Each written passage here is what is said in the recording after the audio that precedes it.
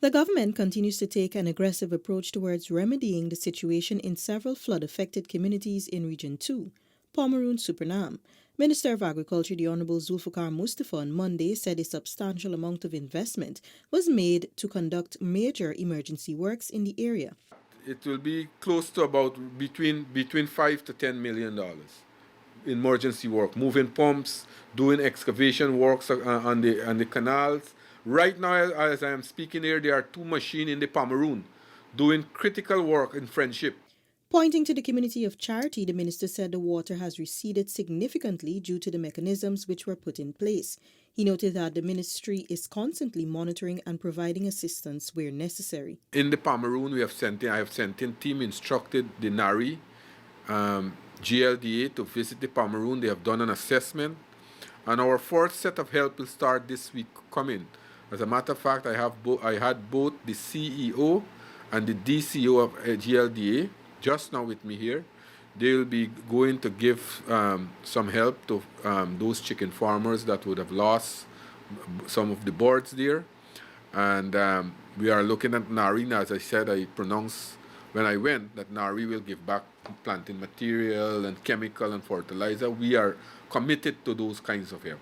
The Agriculture Minister noted that all pumps installed in the region are functioning effectively, while the drainage and irrigation capacity has improved. In making more resources available, what we have done, I have put two additional pumps, one at Andrews and another one at La Union.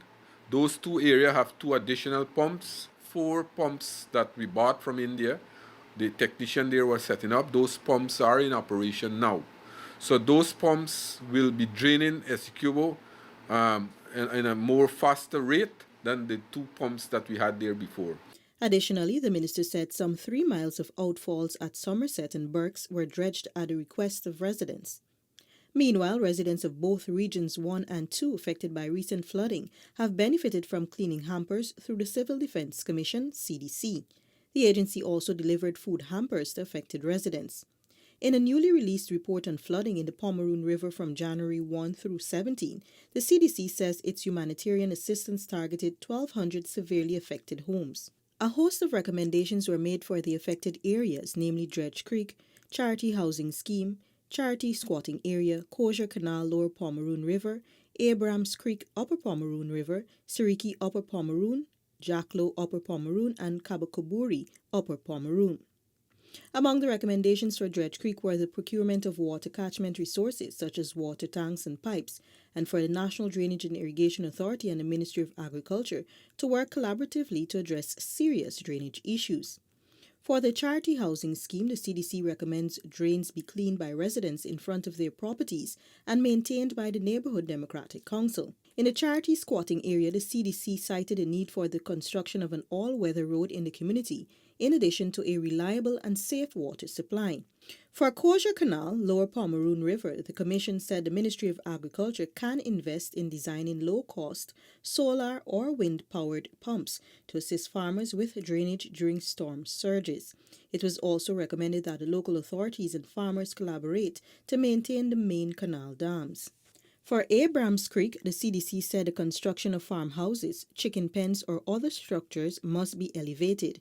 It also recommends that the farmers properly construct and maintain their internal dams, empoldering their farms. For Kabakoburi in the Upper Pomeroon, CDC said the farm catchment needs a processing facility to process cassava, from which other products such as casrib, farine, and ground cassava could be made, thereby reducing spoilage under such conditions. It added that the villagers could utilize small machinery to dig drains to drain their farms and store water for dry periods.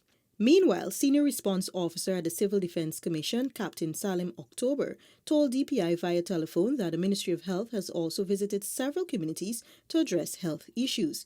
He explained that at Cross Canal, Dredge Creek, there have been complaints of persons experiencing diarrhea, among other medical complaints. The Ministry of Health continues to screen the area and render assistance. Meanwhile, the CDC continues to monitor the situation and will be making follow-up visits.